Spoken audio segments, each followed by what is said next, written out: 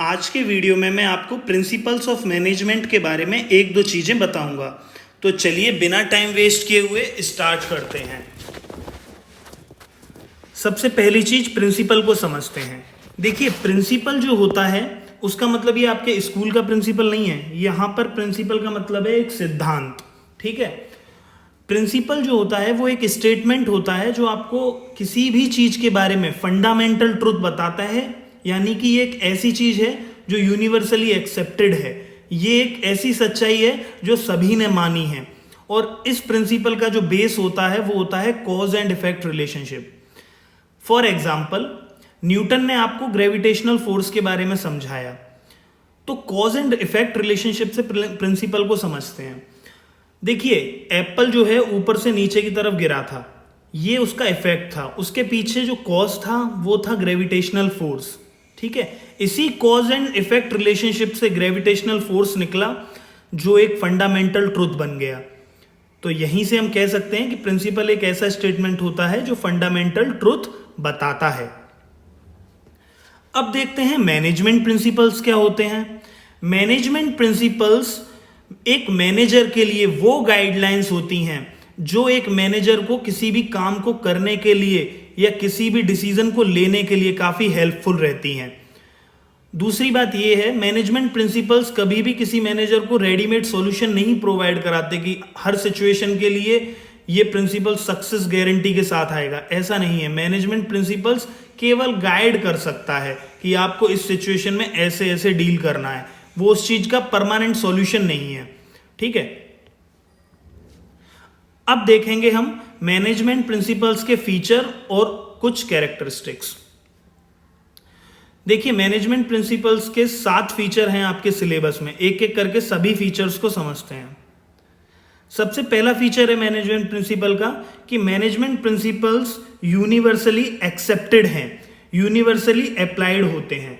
Fayol ने या Taylor ने जो भी प्रिंसिपल्स दिए हैं वो सभी जगह समान रूप से लागू हैं। हाँ, जरूर उनकी इम्प्लीकेशंस जो हैं वो अकॉर्डिंग टू सिचुएशन जो है वो थोड़ी बहुत बदलती रहती है।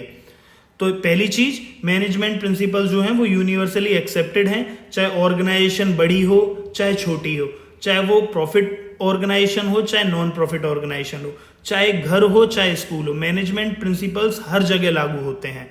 आपकी ऑर्गेनाइजेशन बिना मैनेजमेंट प्रिंसिपल्स के किसी भी टास्क को अच्छे से कंप्लीट नहीं कर सकती। अगला फीचर है जनरल गाइडलाइंस। मैनेजमेंट प्रिंसिपल्स जो होते हैं किसी भी मैनेजर को गाइड करने का काम करते हैं कि आप इस सिचुएशन में ऐसे काम करिए, आप इस सिचुएशन में ये डिसीजन लीजिए। ये मैनेजर को केवल जनरल गाइडलाइंस ही देते हैं, लेकिन कोई परमानेंट सॉल्यूशन नहीं देते, जैसे हमने डेफिनेशन में समझा था। इसके पीछे एक कारण ये भी है कि एनवायरनमेंट लगातार बदलता रहता है, इसीलिए कोई भी चीज का सॉल्यूशन नहीं है मैनेजमेंट प्रिंसिपल। देखिए, कोई भी ऑर्गेनाइजेशन बहुत अच्छा प्लान कर रही है और अभी रिसेंटली हमने देखा कि कोविड आ गया, तो काफी सारे बिजनेसेस पर उस चीज का इफेक्ट पड़ा, तो वो एक सक्सेस गारंटी नहीं है। ठीक है, अब अगला फीचर है कि मैनेजमेंट प्रिंसिपल्स जो तैयार होते हैं वो काफी प्रैक्टिस के बाद और काफी एक्सपेरिमेंटेशन के बाद इवॉल्व होते हैं। सही बात है। देखिए, किसी भी मैनेजमेंट प्रिंसिपल को बनाने से पहले उसके पीछे बहुत सारी रिसर्च हुई होती है। ठीक है, कई सारे मैनेजर्स के एक्सपीरियंसेस होते हैं।